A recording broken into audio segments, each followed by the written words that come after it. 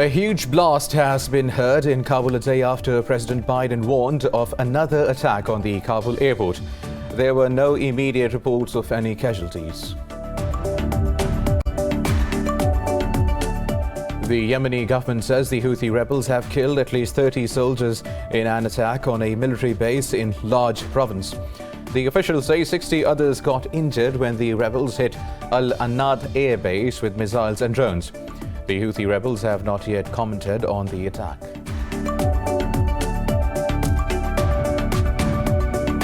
At least 6 Palestinians have been injured after Israel bombed the Gaza Strip, violating the truce yet again.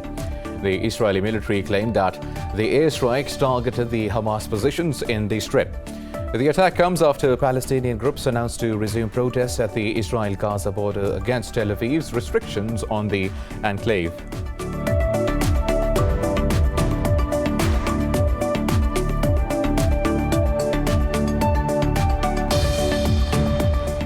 Pakistan has expanded COVID-19 restrictions to 27 cities in the provinces of Punjab and Khyber Pakhtunkhwa amid rising infections. The country has registered 69 deaths and more than 3,900 infections overnight.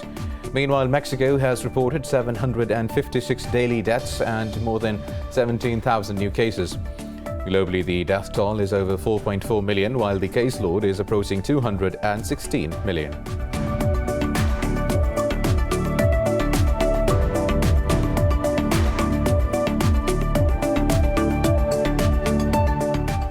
Tens of thousands of people are fleeing to the U.S. state of Louisiana as Hurricane Ida closes in from the Gulf of Mexico.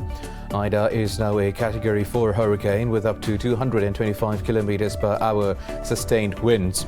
It is expected to make landfall on Sunday evening.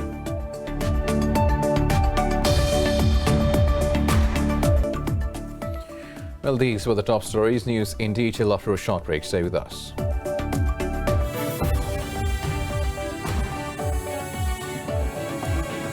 What are 21st century?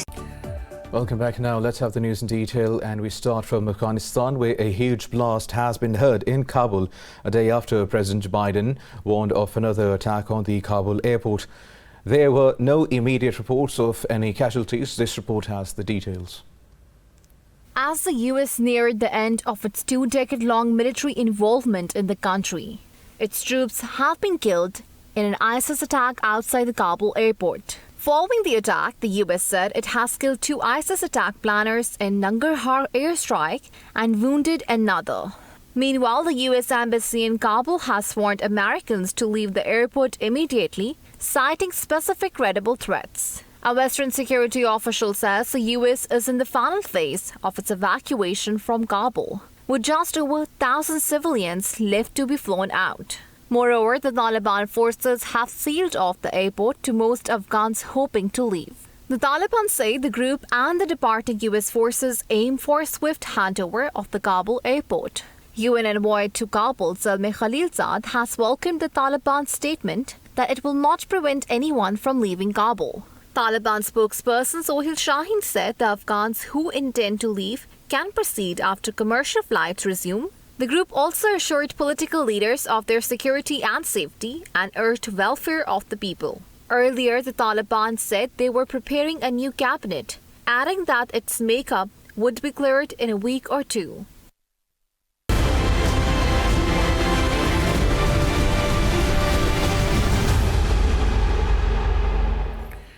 Meanwhile, the resistance forces have rejected Taliban's claims that they have entered the PANJSHIR valley. Head of the resistance front, Muhammad Al-Zahid, said there is no fight in the valley and no one has entered the province.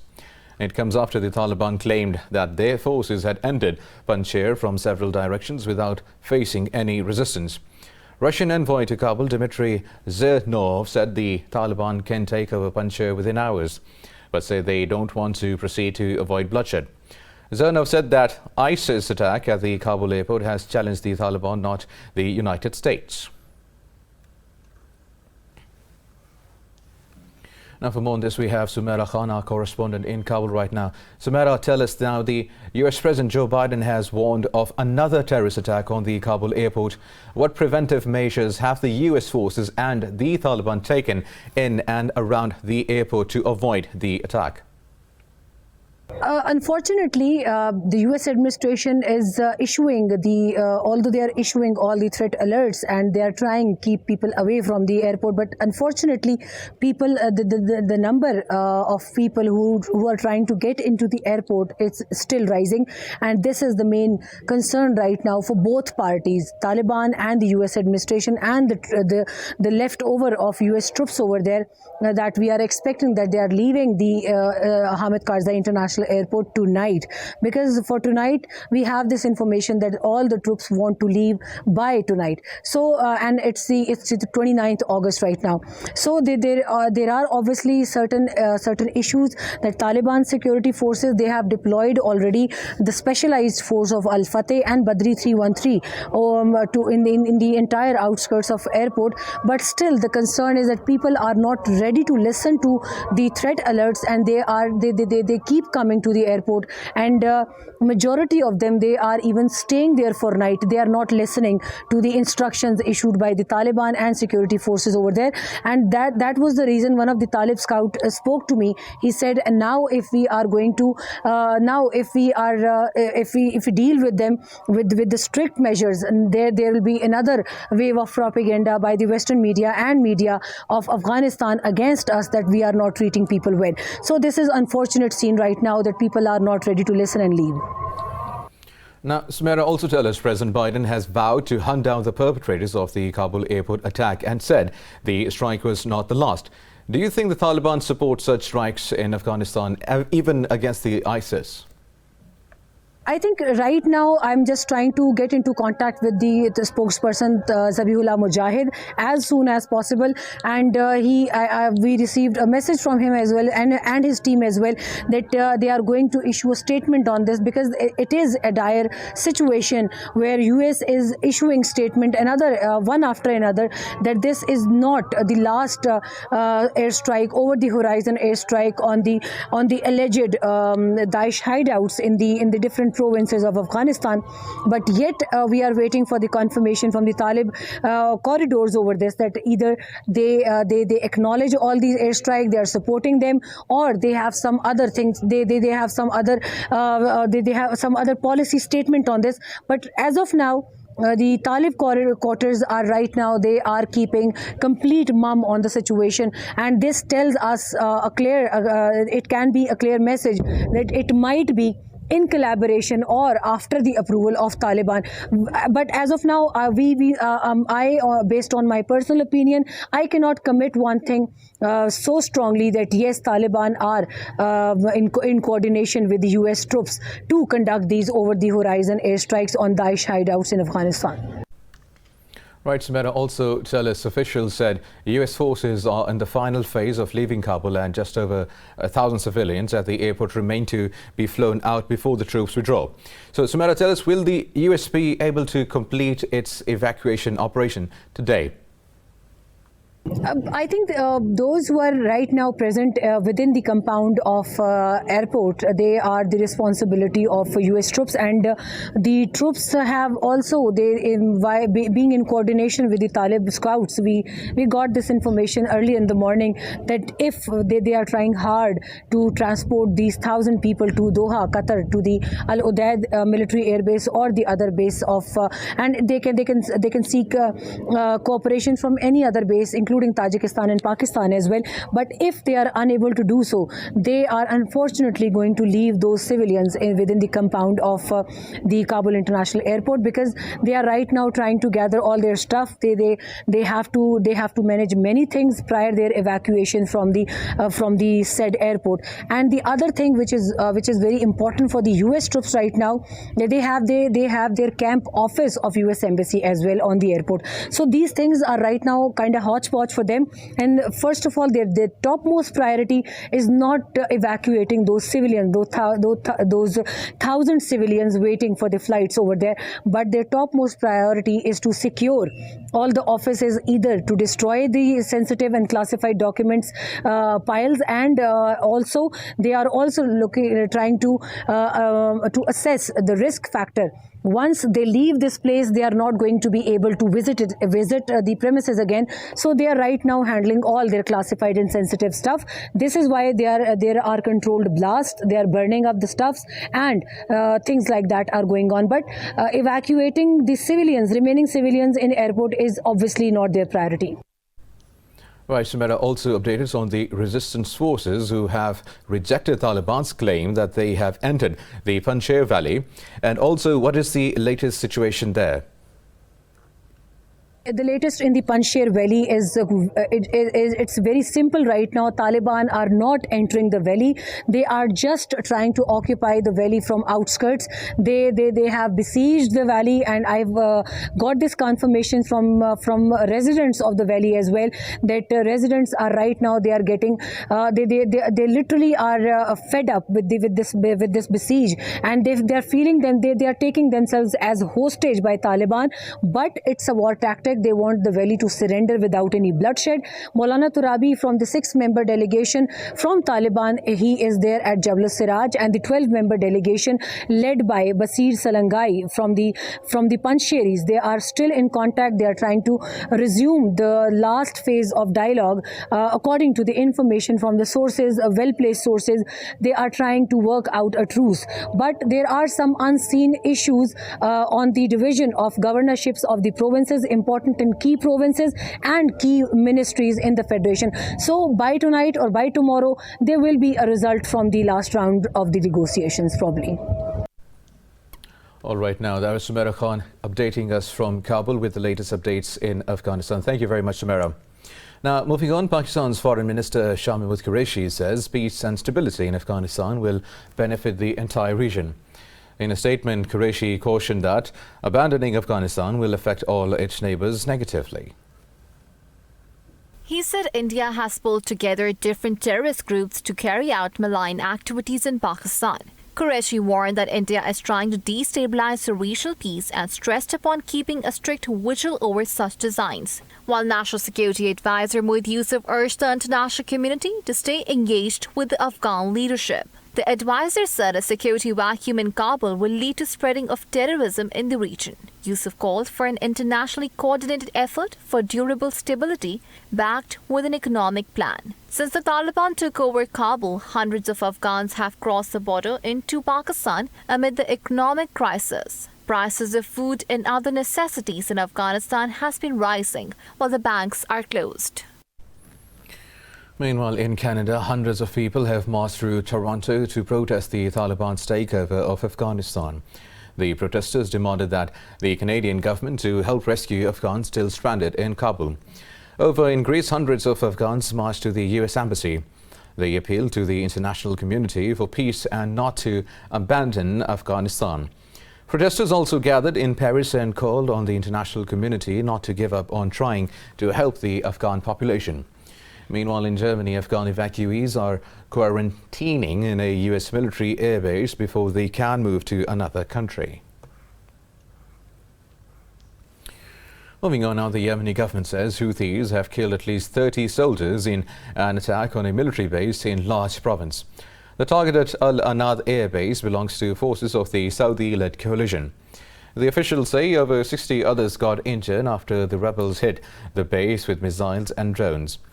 A Southern Forces spokesperson said the death toll may rise as rescuers are still clearing the scene. Several loud blasts were reportedly heard in the area. The rebels have not yet commented on the attack, while the Yemeni government and Houthis have been locked in war since 2014 when the rebels seized the capital Sana'a. Now, at least 6 Palestinians have been injured after Israel bombed the Gaza Strip, violating the truce yet again. The Israeli military claimed that the airstrikes targeted the Hamas positions in the Strip. The military alleged that the strikes were in response to incendiary balloons launched from the Palestinian enclave. The attack comes after Palestinian groups announced to resume protests at the Israel-Gaza border against Tel Aviv's restrictions on the enclave. An Egyptian-mediated truce ended the May conflict in which Israel carried out airstrikes across the coastal enclave. Now, at least 250 Palestinians and 13 people in Israel were killed in 11 days of fighting. Moving on now, the United Nations says Israeli forces have killed 55 Palestinians by live ammunition in the occupied West Bank so far this year. In its report, the UN said 527 Palestinian-owned structures were demolished in the Area C of the West Bank. The report also highlighted that forced demolition caused 733 people to migrate from the area. Israel prevents Palestinians from carrying out construction projects in parts of the West Bank designated as Area C. International law views both the West Bank and East Jerusalem as occupied territories and considers all Jewish settlements there illegal. Iran's supreme leader says the current US government is no different from the previous one over its behavior on the nuclear deal. Ali Hosseini Khamenei made the remarks during a meeting with President Ibrahim Raisi's newly formed cabinet. Khamenei said Washington truly has no shame on the nuclear issue.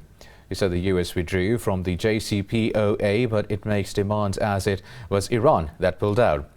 The supreme leader went on to say US foreign policy is like a predator wolf that sometimes changes to a cunning fox. This comes hours after a top Iranian security official accused US President Joe Biden of illegally threatening Tehran. Earlier in a meeting with Israeli Prime Minister, Biden said the US may consider other options if nuclear diplomacy with Iran fails. Meanwhile, in Ethiopia, rebel forces from the war-torn region of Tigray have accused the African Union of bias as mediation efforts grow. This comes days after the bloc appointed former Nigerian President Olusegun Obasanjo as a mediator in the months-long conflict.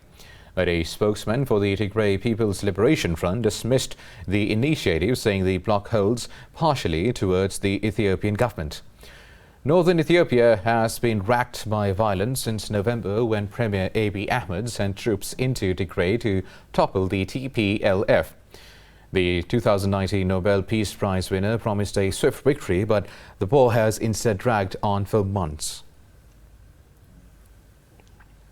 More news coming up after a short break. Stay with us.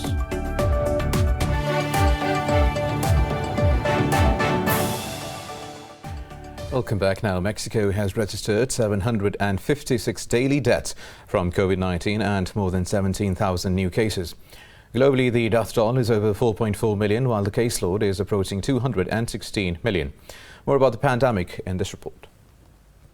The coronavirus-related restrictions and vaccinations have proven so far the key to getting back to normalcy. Italy says it will eliminate, on August 31st, a 5-day mandatory quarantine for travelers from the UK. In France, the number of people in intensive care units dipped for the first time in 9 days. Over in Germany, thousands marched in Berlin to protest against restrictions even after demonstrations were banned. Police said protesters had gathered for unauthorized marches in different parts of the city center. There were some attacks on local forces coming out of these demonstrations, throwing bottles or physical assaults. At the moment, we can report some 80 detentions. Unfortunately, we must also report 4 injured police, so we cannot talk about a totally peaceful demonstration. New Zealand has reported 83 locally acquired cases of the highly infectious Delta variant. Prime Minister Jacinda Ardern says some changes on how the outbreak is managed could be announced on Monday. In Australia, New South Wales saw a record 1,218 overnight infections. The vast majority was in Sydney, the epicenter of the Delta-fueled outbreak, with an additional 6 deaths. Authorities urged citizens to get vaccinated, fearing the worst is still to come. For example, given the case numbers are where they are, I suspect in October we'll probably have the highest number that we do in intensive care. I suspect we've not reached the peak yet there at all. But how hard we work now will make sure we keep people out of hospital, and that's really important. Thailand says it expects to have 140 million doses of vaccines this year, as it ramps up inoculation to fight its biggest wave of infections. The United Arab Emirates says it will resume issuing tourist visas to vaccinated travelers from 30th of August. Meanwhile, Pakistan has expanded COVID-19 restrictions to 27 cities in the provinces of Punjab and Khyber Pakhtunkhwa, citing the pressure on the healthcare system. In early August, the health authorities had revised its SOPs for 13 cities, which were to remain in effect till the end of this month. They said the decision was taken in view of the growing number of COVID-19 positive cases. As per the rules, all commercial activities will be closed by 8 p.m. except essential services. Indoor dining and weddings will be banned, and shrines and cinema halls will remain closed. Meanwhile, offices, public transport and educational institutions will operate at 50% capacity. The country's death toll has exceeded 25,669 new fatalities overnight. Now, a priest and 3 other men have been charged with the gang rape and murder of a 9-year-old Dalit. The girl was allegedly assaulted earlier this month after she went into a crematorium to ask for water. The girl's mother earlier told police the men called her to the crematorium and said her daughter has been electrocuted. Her daughter's body was then cremated before some locals intervened and pulled the charred remains from the pyre.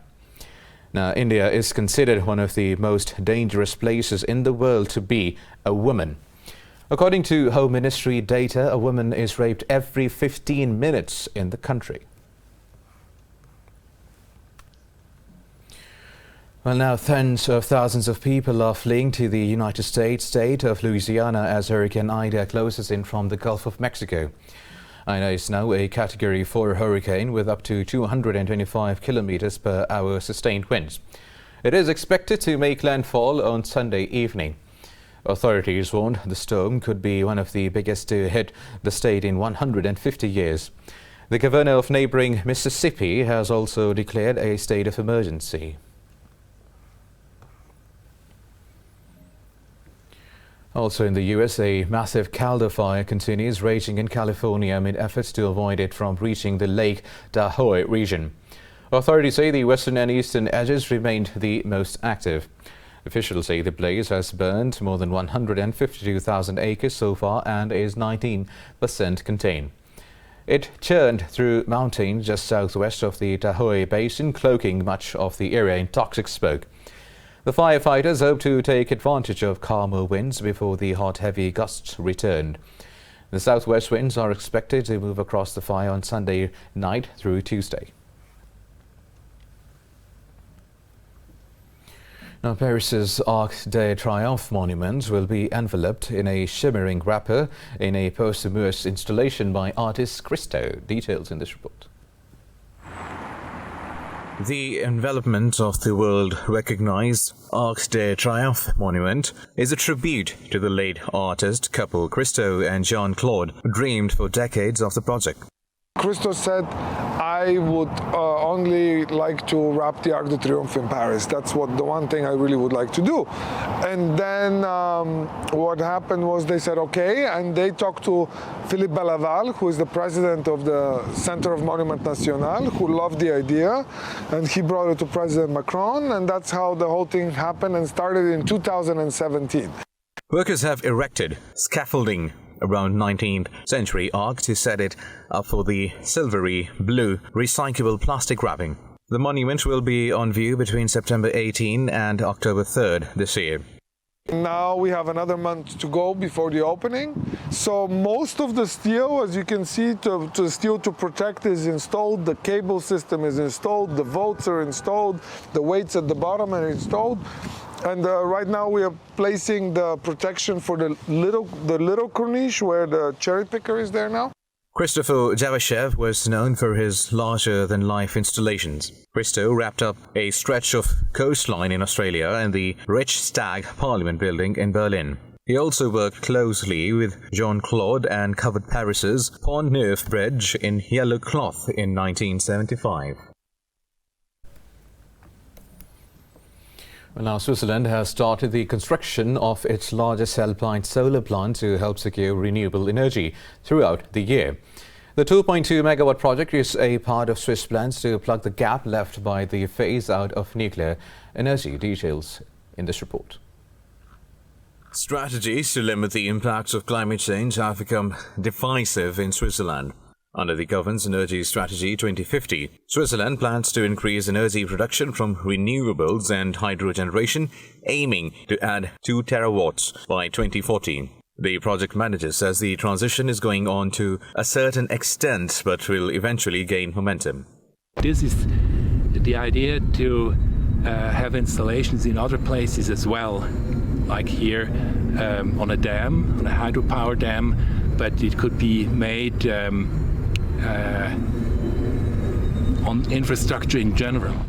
The Alpine location will let the Much-See plant deliver half its production during the winters, when sunlight is generally in short supply in Switzerland. Solar plants at lower elevations produce only around a quarter of their electricity during this half of the year. Switzerland imports electricity, especially from European Union, in the colder months. But snags in relations with the European Union mean Switzerland must urgently up its winter energy production. Need is bigger in winter than in summer, and it will be even more so in the future. So therefore we're looking for a high alpine installation for a balanced yield, that is not only in summer but also in winter. Nuclear power last year generated a third of the country's electricity, while fossil fuels still accounted for more than 60% of Switzerland's overall energy consumption. When it is completed, foreseeably by year-end, the Much-See will have nearly 5,000 solar modules, producing around 3.3 million kilowatt-hours of electricity per year. Now, NASA has launched SpaceX's 23rd commercial resupply service mission to its International Space Station. The two-stage Falcon 9 rocket blasted off from the agency's Kennedy Space Center in the US state of Florida. The Dragon cargo capsule is packed with over 2,200 kilograms of supplies, scientific experiments and hardware. This also includes a new robotic arm that will be tested inside the space station's Bishop airlock. The rocket's reusable first stage returned to Earth a little less than 8 minutes after the liftoff.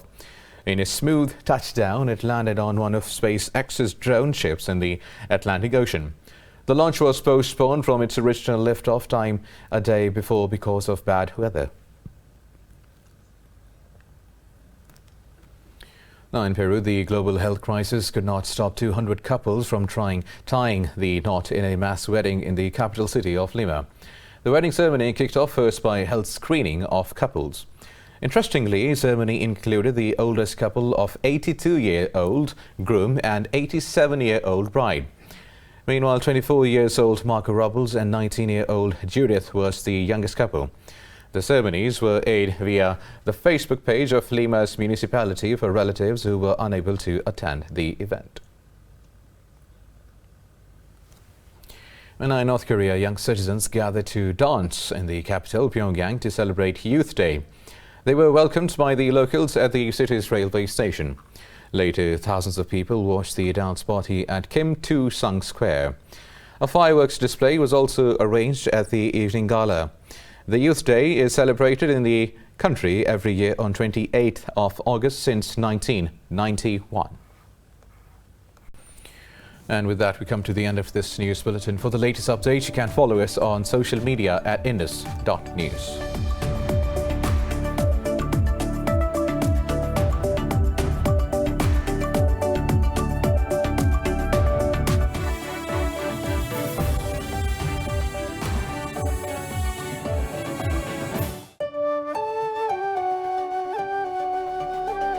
मेरा नाम एहसन कयूम है और मैं लाहौर से ताल्लुक़ रखता हूँ और मैं एक मिनिएचर आर्टिस्ट हूँ।